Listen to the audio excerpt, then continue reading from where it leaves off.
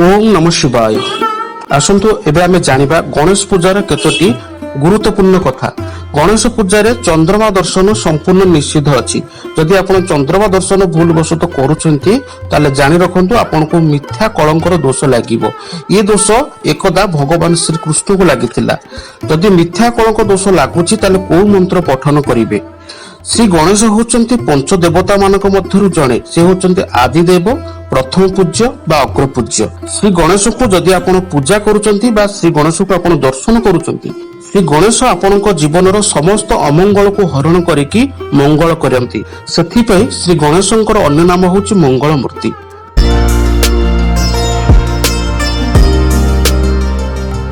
नमस्कार, मु अभिमन्यु स्वागत करुची अभिमन्यु एम्पायर्स को। भाद्रव मास शुक्ल पक्ष चतुर्थी तिथि रे विघ्न विनायकर व्रत पालित होइथाय। विनायक व्रत कथार महिमा स्कंद पुराण रे वर्णित अछि। गोमती नदी कूल रे सूत मुनि अन्य ऋषि मानक सहित विनायक व्रत पालन कले मनुष्य माने कोन कोन लाभ पाई परिबे से विषय कहिसंती। मनुष्य माने कार्य सिद्धि, अर्थ प्राप्ति, सुख सौभाग्य एवं संपद लाभ करिवे बोली वर्णित अछि। एही व्रतर विधि विधान स्वयं भगवान श्री कृष्ण युधिष्ठिर को कहिथिले। आ एही व्रत पालन करी धर्मराज युधिष्ठिर निजर राज्य फेरी पाइथिले। सेथिपई गणपतिंकर अन्य नाम होची सिद्धि विनायक।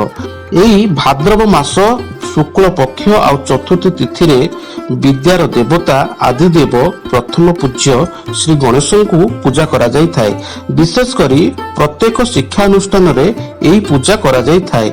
हमर ओडिसा रे जटणी रे एही पूजा 11 दिन धरिकी पालित होई थाए। श्री गणेशଙ୍କ जन्म दिवस को आमे गणेश चतुर्थी बोली कहिथाउ। से होचंती अग्र पूज्य, से होचंती प्रथम पूज्य। पंच देवता मानक मध्यरे से होचंती जणे। जे कोनोसी वैदिक कार्य मांगलिक कार्य विघ्न न आसिबा पई श्री गणेश को पूजा करा जाय थाए। से होचंती विघ्न हत्ता, सुख कर्ता, समग्र संसार रु बाधा विघ्न को से हरण करी सुख और समृद्धि प्रदान करिथांती। एवं श्री गणेश को जदि आपण दर्शन करिवे ताले अमंगल आपनकर कटि जीव।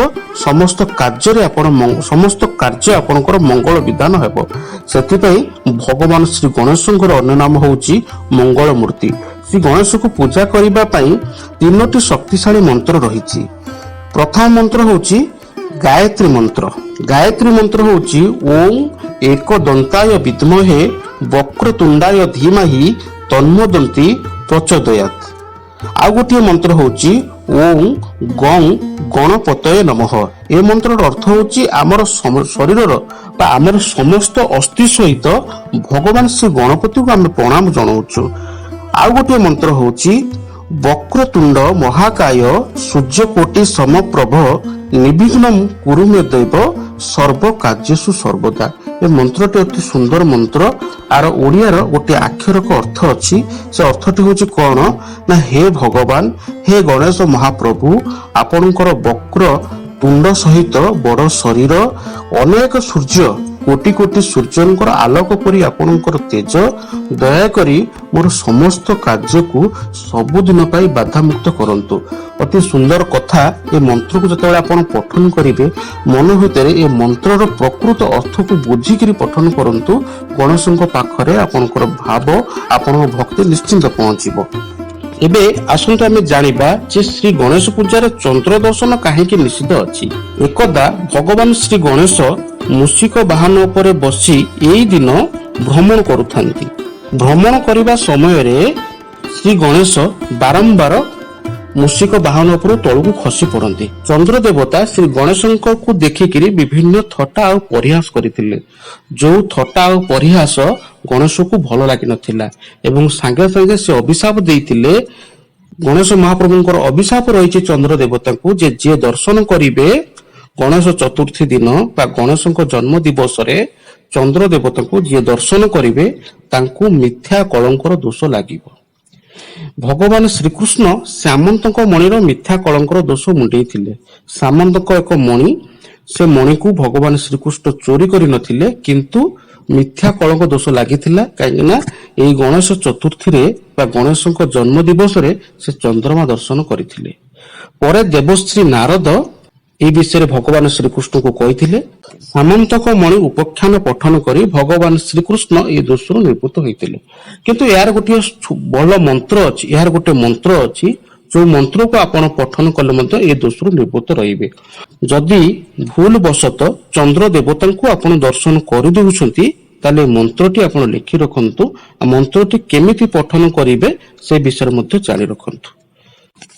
ମନ୍ତ୍ରଟି ହେଉଛି ସିଂହ ପ୍ରସନ୍ନ ମବଧି ସିଂହ ଜାମ୍ବବତୀ ହତାହା ସୁକୁମାର ମାରଦୀ ତବ ଦେଶ ଶ୍ୟାମନ୍ତକ। ଆଉ ଥରେ ପଠନ କରିଦେଉଛି, ସିଂହ ପ୍ରସନ୍ନ ମବଧି ସିଂହ ଜାମ୍ବବତୀ ହତାହା ସୁକୁମାର ମାରଦୀ ତବ ଦେଶ ଶ୍ୟାମନ୍ତକ। ଏ ମନ୍ତ୍ର ପଠନ କରିବା ପାଇଁ ହେଲେ ଭୂମି ଉପରେ ଆପଣ ଗୋଟେ ଆସନ ରଖିବେ। ଆସନ ପକାଇ ଆସନ ଉପରେ ବସି ଉତ୍ତର